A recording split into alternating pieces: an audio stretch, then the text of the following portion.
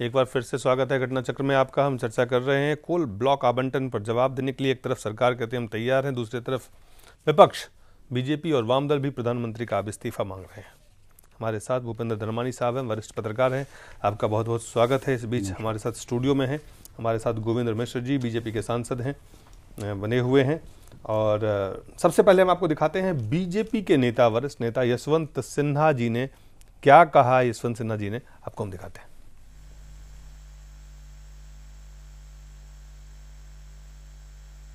प्रधानमंत्री इस्तीफा देने की मांग हमने जरूर उठाई सदन में, और प्रधानमंत्री इस्तीफा इसलिए दें क्योंकि प्रधानमंत्री कोयला मंत्री थे, जबकि कोल ब्लॉक का आवंटन किया गया और बहुत गलत ढंग से आवंटन किया गया। ये हम नहीं कह रहे हैं, ये इस मुल्क का जो महालेखा नियंत्रक है उसने अपनी रिपोर्ट में कहा है, ये बीजेपी की रिपोर्ट नहीं है। और उसमें उसने सरकार को और प्रधानमंत्री को दोषी ठहराया है। ये कहा है कि लाखों करोड़ों का इसमें वारा न्यारा हुआ है, सरकार का नुकसान हुआ है।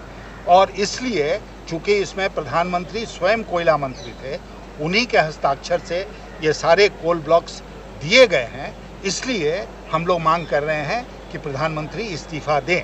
और प्रधानमंत्री के इस्तीफे के नीचे हम किसी भी दूसरे विकल्प से सहमत नहीं होंगे।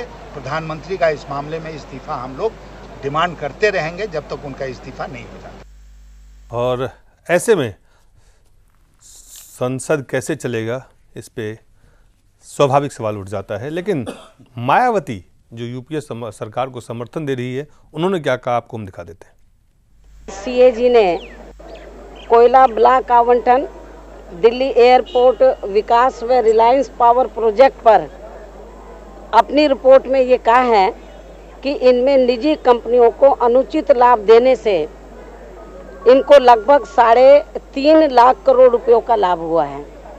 और ये कार्य इन्होंने ज़्यादातर आवेदन के आधार पर, बिना टेंडर व बोली के आधार पर किया है, ऐसा ये चर्चा में आ रहा है।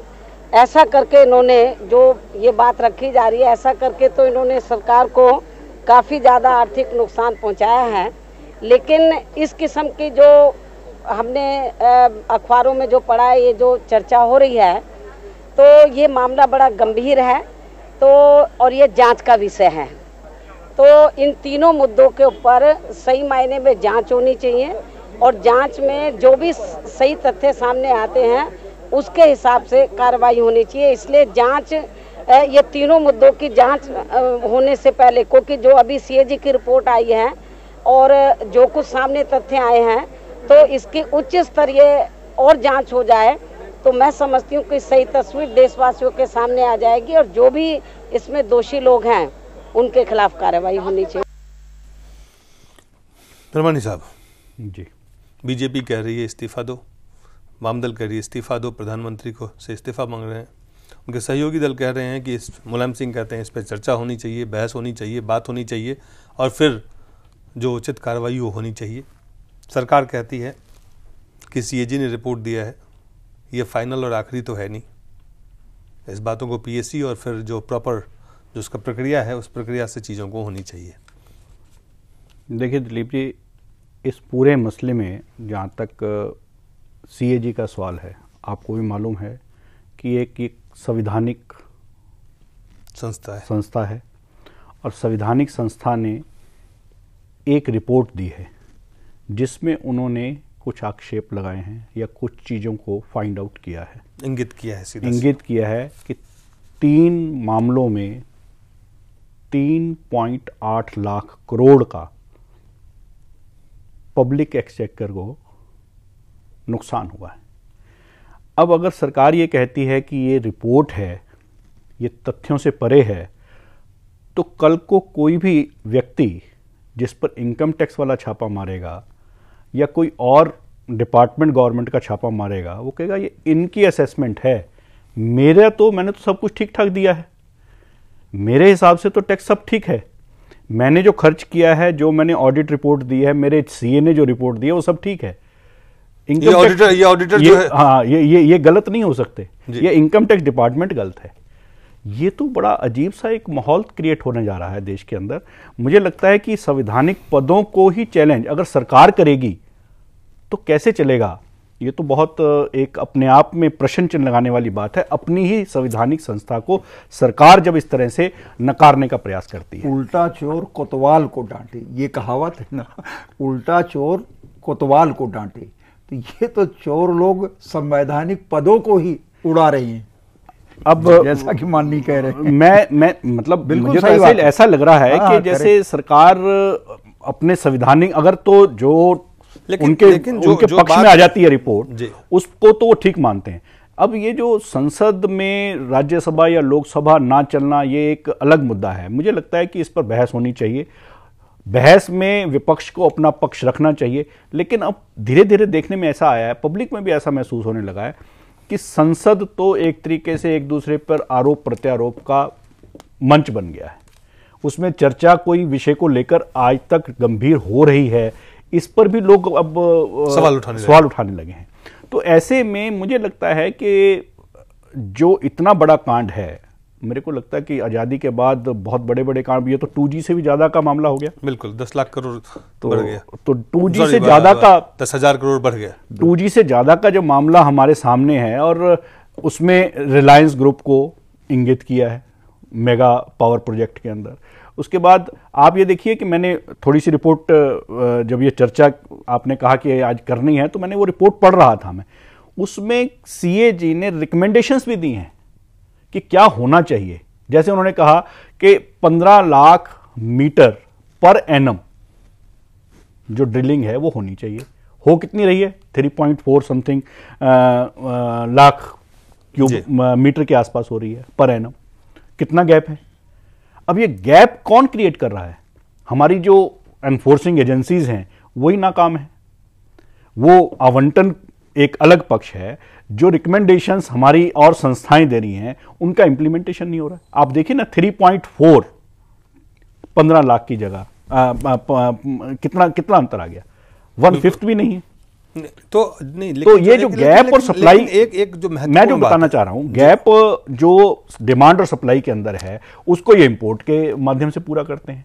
देश में महंगाई बढ़ रही है, मतलब जो इकोनॉमिक कंडीशन है हमारी पॉलिसी। बिल्कुल। लेकिन एक जो महत्वपूर्ण बात है गोविंद जी, आपसे मैं जानना चाहूंगा, मायावती ने जिस बात की कि गंभीर मसला है, इसकी जांच भी होनी चाहिए और इस पर मुलायम सिंह जी ने कहा इस पर चर्चा भी होनी चाहिए। तो प्रधानमंत्री का इस्तीफा आप मांग रहे हैं, वामदल भी, बीजेपी भी, वो एक राजनीतिक रूप से तो ठीक है, लेकिन अगर इतने गंभीर मसले को सिर्फ इस्तीफा में अगर छोड़ दिया जाए तो क्या वो जायज़ है? नहीं, ठीक बात कह रहे हैं आप, लेकिन सवाल जो प्रथम दृष्टया है, आज कांग्रेस के लोग कहते हैं कि ये CAG जो है ये फालतू है, ये क्या उचित है? वो जब हम उनसे इस्तीफा मांग रहे हैं, अब वो कहते हैं कि ये CAG कुछ है ही नहीं, ये गलत है। मंत्रियों के बयान जो आ रहे हैं, मंत्रियों के बयान आ रहे हैं, ये जितने भी मंत्री हैं उनके स्तर के, वो क्या कह रहे हैं? जैसा कि अभी माननीय ने कहा कि जो उनके पक्षधर रिपोर्ट होती वो कहते हैं कि ये संवैधानिक संस्था ठीक है। इसने तो खुला आरोप टू द पॉइंट दिया है। ये ठीक है, इसमें बहस करा लें, हम बहुमत के आधार पर वो बहुमत में है, वो कहें कि हम बहस करेंगे, लेकिन ये तो इतनी बेशर्मी की बात है। जैसा मैंने कहा कि हमारे क्षेत्र के अंदर 2 खदानें थी और उस खदान में उसने कहा कि हमको और चाहिए, उसके कितना कोल कलेक्टेड है उसका इन्होंने अनुभव नहीं किया। इनके पास जो आज टेक्नोलॉजी है उस आधार पर NTPC को आवंटित कोल छत्रसाल जो बात, उसको छड़ा निरस्त करके इसको दे दिया। जैसे उसको दे दिया, वो कहता है कि अब हमारे पास एक्सेस कोल हो गया। कांग्रेस की वरिष्ठ नेता भी हैं, मंत्री भी हैं, अम्बिका सोनी जी क्या कहती है? अम्बिका सोनी जी का जो बयान है वो हम आपको दिखाते हैं। प्रूफ, सबूत और कुछ वजन नहीं है उनके तर्क में, तो वो इस्तीफे की मांग करते हैं। हर दफ़ा हर सेशन में मैं कहती हूँ कि विपक्ष ने, खास कर बीजेपी ने PM का इस्तीफा मांगा है। क्या वही एक भूमिका रहती है विपक्ष की?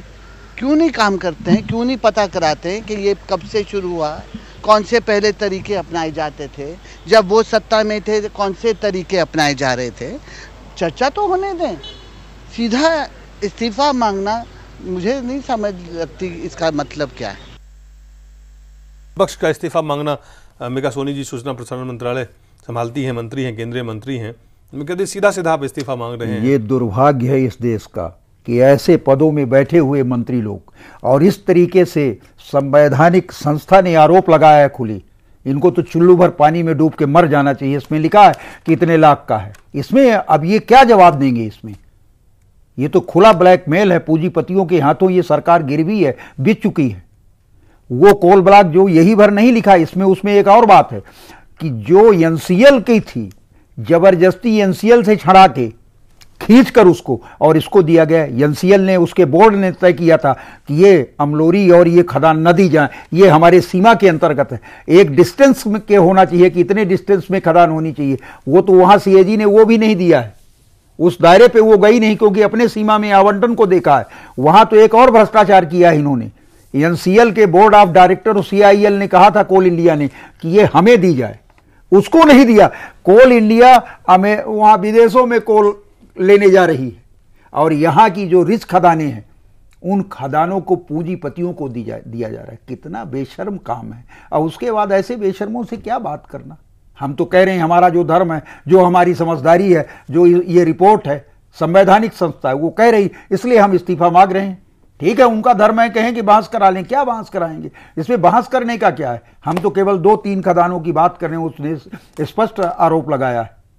और चाहे ना, ये आपको नहीं लगता है इसमें जांच होनी चाहिए? कहां पे चूक हुई, किससे चूक हुई है, कौन कौन लोग, अगर कहीं गलती हुई है, कहीं भ्रष्टाचार हुआ है, तो सही जो व्यक्ति हैं, अगर ऐसा कुछ हुआ है, अगर जो सीएजी का रिपोर्ट है उस आधार पे इसको पूरी जांच होनी चाहिए। और आपको मुझे लगता है दिलीप जी, ये जो बात आप कह रहे हैं, मुझे ऐसा लगता है कि क्या सीएजी एक संवैधानिक संस्था नहीं है? पहले तो ये एक सवाल और भी उठता है, मैं कुछ और कह रहा हूं। मेरा ये कहना है कि उन्होंने सरकारी जो दस्तावेज उनको उपलब्ध करवाए गए, उस आधार पे उनके आधार पर उन्होंने एक रिपोर्ट तैयार की। बिल्कुल, उसके ऊपर बहस होनी चाहिए, अलग मुद्दा है। लेकिन क्या जो उनकी डॉक्यूमेंटेशन है, जो उन्होंने तैयार की है रिपोर्ट, उसके अंदर जो उन्होंने फैक्ट्स दिए हैं, उनको क्या चैलेंज कोई कर सकता है क्या? सवाल उसको नंबर एक। दूसरी बात, जो अभी आपने प्रधानमंत्री के इस्तीफे की बात कही, मुझे लगता है कि जब राजा वाला मामला आया था उस समय भी यूपीए सरकार शुरू से ही डॉक्टर मनमोहन सिंह प्रधानमंत्री जी को बहुत हाई मॉरल पर लेकर, वो तो स्वच्छ छवि के हैं, ईमानदार हैं, यही प्रचारित करती रही है। अब तो उनके मंत्रालय के 5 साल की कार्रवाई पर सीएजी ने उंगली उठाई है। तो मुझे यह लगता है कि अब मेरे को लगता है राजनीति में वैसे तो वो मॉरल वाली बातें खत्म ही हो गई। लाल बहादुर शास्त्री जी ने तो एक एक्सीडेंट पर ही इस्तीफा दे दिया था। ये तो बहुत बड़ा मामला है जिसमें मेरे को लगता है कि स्वच्छ छवि के प्रधानमंत्री को तुरंत मॉरल ग्राउंड पर कुछ ना कुछ ऐसा करना चाहिए जिससे देश वास्तव में समझे कि राजनीति में अभी भी मॉरल बाकी है। राजनीति में अभी भी मॉरल बाकी है। और मजेदार बात यह है कि राज्यसभा में राजीव शुक्ला जी जो मंत्री हैं, उन्होंने क्या क्या आपको हम दिखाते हैं।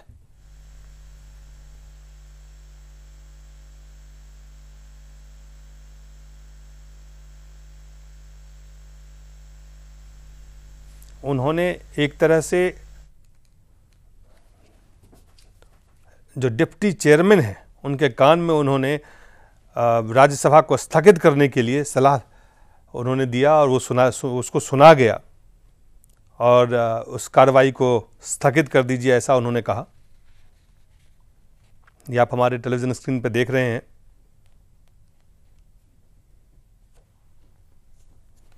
सवाल है कि क्या एक कैबिनेट मंत्री चेयरमैन को यह सलाह दे सकता है? और बीजेपी ने साफ कर दिया है कि इसके खिलाफ वो विशेषाधिकार हनन नोटिस ला सकती है। बहुत कम शब्दों में आपसे जानना चाहेंगे गोविंद जी।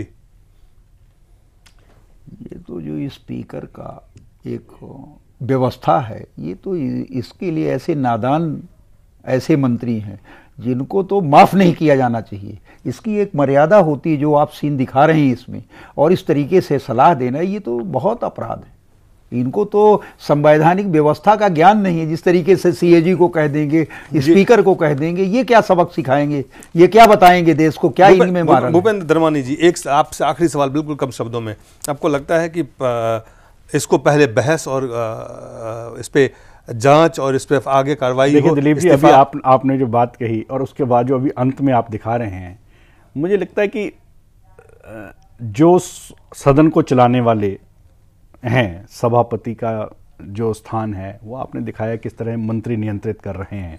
अगर ये जो आपने दिखाया है ये सब ठीक है, तो आप इस पे विचार कीजिए कि विपक्ष कैसे उस सदन में किसी भी एक मुद्दे पर निष्पक्ष होकर बहस की अपेक्षा कर सकता है, जहां पर मंत्री इस तरह सभापति को नियंत्रित या उनको डायरेक्शन देने की, निर्देशित करने का साहस करता है जी। इसमें मुझे लगता है कि संसद की गरिमा को देखते हुए अब आपने जो दूसरा मुद्दा दिखाया है, इस पे तो बहुत गंभीर, जो विशेषाधिकार की ये बातें करते हैं, तो ये एक बहुत गंभीर मुद्दा है जो आपने दिखाया, और इस पर मुझे लगता है कि प्रजातंत्र के लिए शर्मनाक है। चलिए, आपका बहुत बहुत धन्यवाद गोविंद जी, और धर्मानी साहब का भी बहुत बहुत धन्यवाद, और आप सब लोगों का बहुत बहुत धन्यवाद।